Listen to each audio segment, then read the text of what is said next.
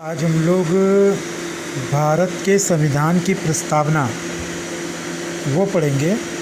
जैसा कि भारत के संविधान की प्रस्तावना जो कि हमारे प्रथम प्रधानमंत्री माननीय श्री पंडित जवाहरलाल नेहरू के द्वारा संविधान सभा के गठन के उपरांत 13 दिसंबर 1946 को प्रस्तुत की गई थी और जिसको 22 जनवरी 1947 को सहमति मिल गई।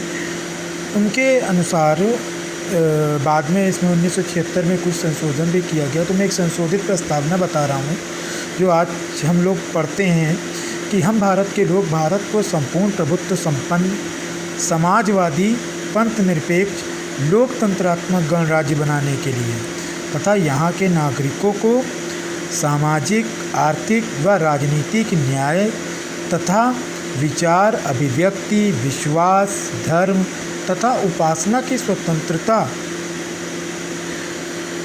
प्रतिष्ठा व अवसर की समता प्राप्त कराने के लिए तथा उन सब में व्यक्ति की गरिमा और राष्ट्र की एकता और अखंडता को सुनिश्चित करने के लिए आज संविधान सभा में दिनांक 26 नवंबर 1949 को एक अंगीकृत अधिनियमित व आत्मार्पित करते हैं।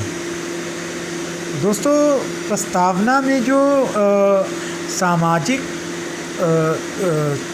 समाजवादी पंथ निरपेक्ष समाजवादी पंथ निरपेक्ष और अखंडता, ये तीन शब्द कौन कौन से? समाजवादी पंथ निरपेक्ष और अखंडता, ये 42वें संविधान संशोधन 1976 के द्वारा जोड़े गए हैं। आइए कुछ एनालिसिस करते हैं कि संविधान मतलब जो प्रस्तावना है, प्रस्तावना में कुछ एक टर्म जो यूज़ हुए हैं। सबसे पहला टर्म है हम भारत के लोग। हम भारत के लोग, इसका अभिप्राय क्या है?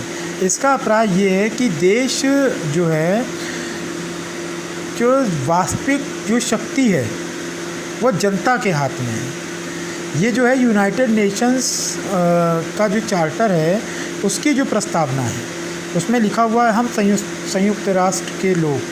तो ये उसके समरूप लिया गया है। मतलब जो समस्त शक्ति जो है वो भारत की जनता में ही केंद्रित है।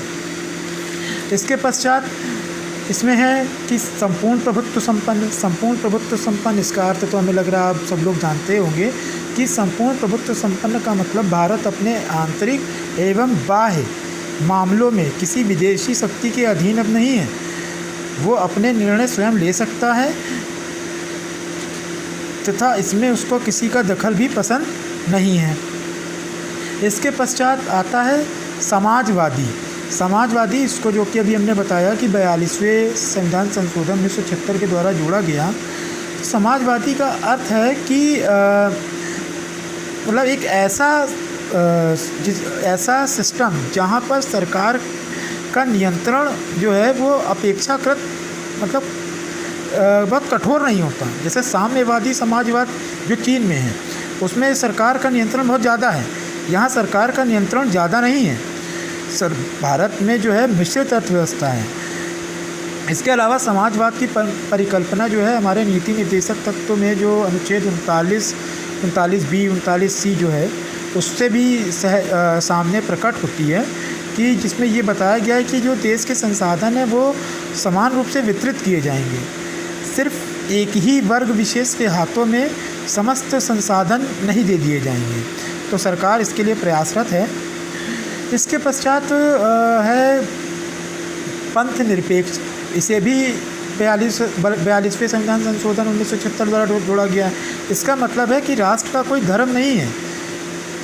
पंथ निरपेक्ष का मतलब यहाँ सभी धर्मों को समान रूप से आदर के साथ देखा जाता है। इसके पश्चात है लोकतंत्र मतलब जनता का शासन।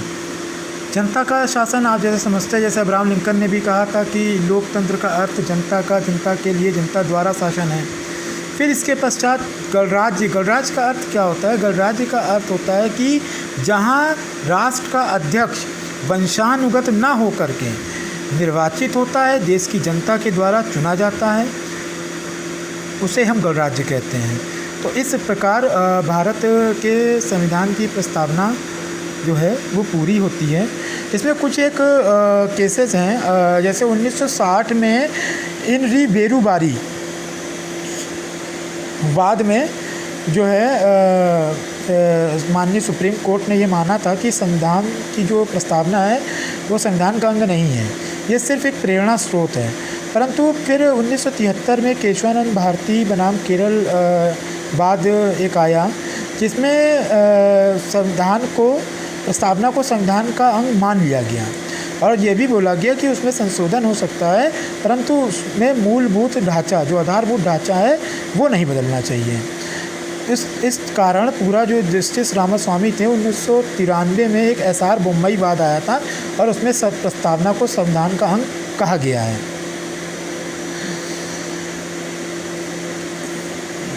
बस, थैंक यू फ्रेंड्स।